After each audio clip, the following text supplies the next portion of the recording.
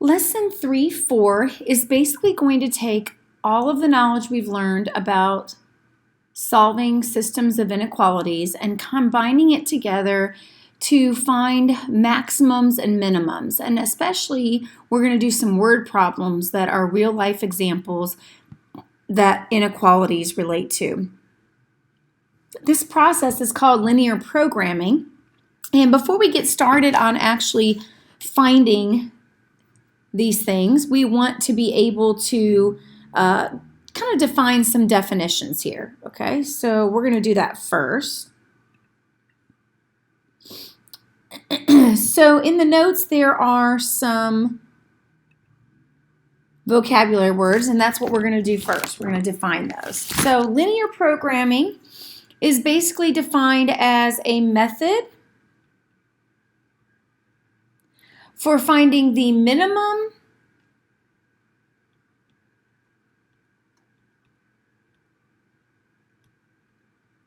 or maximum of some quantity. Okay, so it's the process that we go through. And within this process, there are several other vocabulary words or ideas that you need to understand. So the first one is the idea of an objective function. An objective function is just simply a two-variable function which is the model of the quantity that you want to maximize or minimize, okay? So over here on the right side, this is kind of like a pictorial example. And so for the objective function, I'm just going to highlight it in yellow. This is the objective function, okay? And I'll just kind of cross code it here so you know that anything in yellow is the objective function. The objective function, once you write it, you won't actually do anything with it until the very end of the problem, okay? It's kind of like the last thing you work with. But it really is just like a linear equation that represents the problem. Now, the only reason why I put a C in there is because C can stand for usually cost.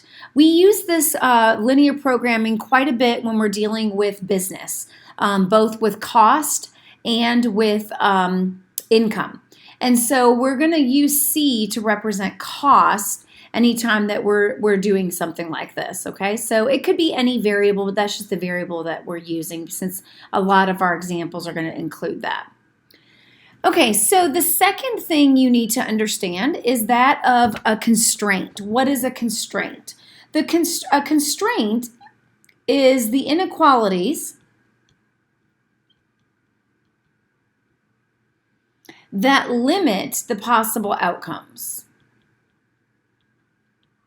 or possible solutions.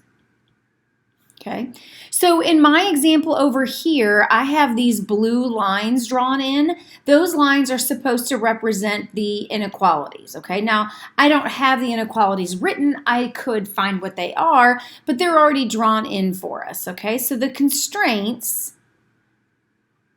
are your blue lines that limit your possibilities. Now keep in mind, what we're about to talk about next is there is a feasible region here.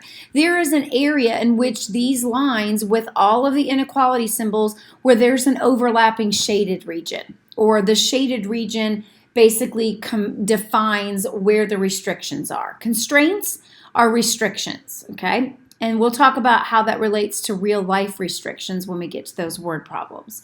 But let's talk about the feasible region. So the feasible region is going to be the shaded region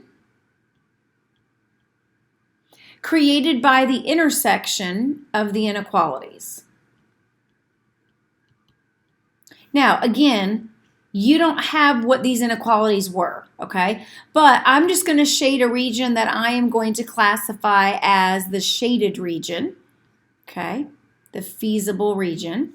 I'm going to shade that in this location here.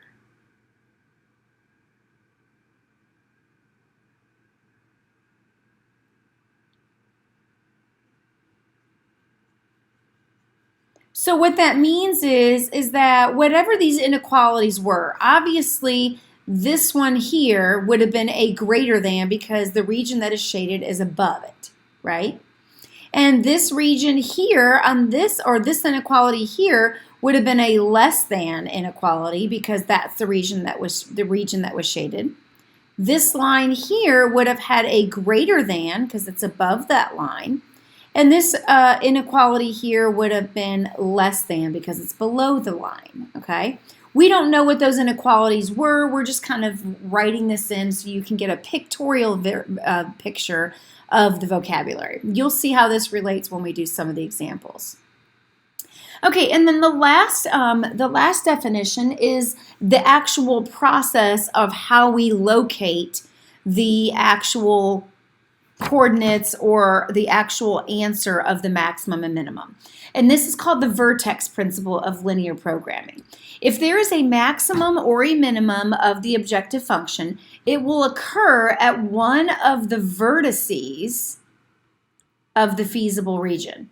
So what that means is that if I go back over here, I'm going to use, let's use red. So I'll just use red, and I'm just going to draw kind of like a box around this. Okay. So the vertices are located in these four corners here. Here, here, here, and here. Those vertices right there, one of those is going to be the minimum and one of those is going to be the maximum of this function. There will not be any other point on the graph or any other points inside here. It will be at one of the vertices of the feasible region. Okay? So now we're going to relate this to finding the maximum and minimum, and then finally we're going to apply this to some word problems. But I wanted to give you a good feel for some of the vocabulary you're going to hear me be using.